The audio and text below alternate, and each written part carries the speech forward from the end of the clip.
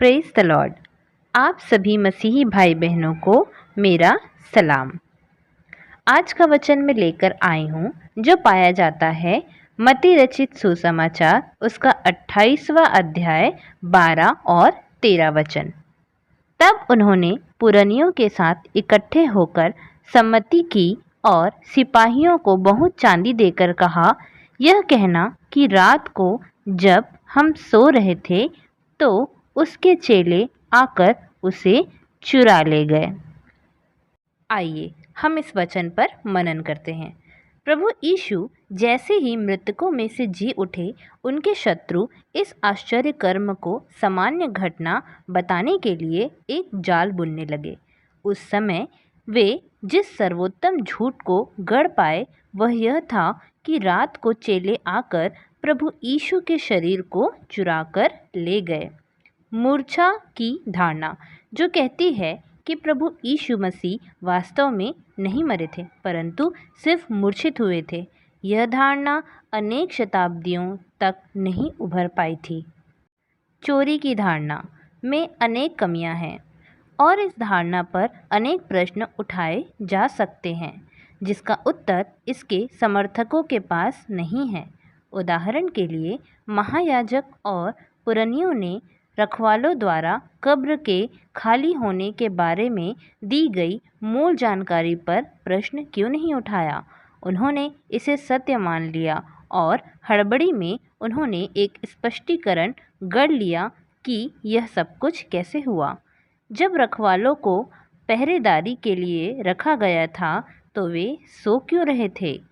कार्य समय में सो जाने पर रोमी शासन द्वारा मृत्युदंड दिए जाने का नियम था, तो भी उन्हें दंड से मुक्त करने का आश्वासन दिया गया। क्यों? यह कैसे हो सकता है कि सारे के सारे सैनिक एक साथ सो गए? ऐसा सोचना मूर्खता होगी कि वे मरने का जोखिम उठाकर सोना पसंद करेंगे। यह कैसे हो सकता है कि चेले पत्थर को लुढ़का ले और रखवाले न जागे? पत्थर बहुत बड़ा था और बिना आवाज़ किए उसे उठा पाना असंभव था। आखिर चेले इस पत्थर को कैसे हटा सकते थे? यह राजा हेरोदेस की शैली में तैयार किया गया पत्थर था। इस पत्थर को तब तक लुढ़काना पड़ता था जब तक यह नीचे वाले खांचे में जाकर गिर ना जाए। ऐसे पत्थर को मुहर बंद करना आसान था परंतु खोलना उतना ही कठिन। इसके साथ साथ इस कब्र को इतना सुरक्षित बनाया गया था जितना कि रोमी शासन बना सकता था। क्या यह संभव है कि चेले जो कुछ समय पहले ही इतने भयभीत थे कि वे अपनी जान बचाकर भाग गए थे, इतने साहसी बन जाए कि रोमी रखवालों का सामना करके कब्र को लूट ले? वे अवश्य ही यह जानते रहे होंगे कि इस प्रकार के अपराध का दंड बहुत भयानक होगा। यदि सारे सैनिक सो रहे थे तो उन्हें यह कैसे पता चला कि शरीर को चेलों ने चुराया है? यदि चेलों ने शरीर को चुरा लिया तो फिर उन्होंने उसमें लिपटे वस्त्र को उतारने और अंगोछे को लपेट कर रखने में अपना समय बर्बाद क्यों किया? चेले इस शरीर को क्यों चुराना चाहेंगे?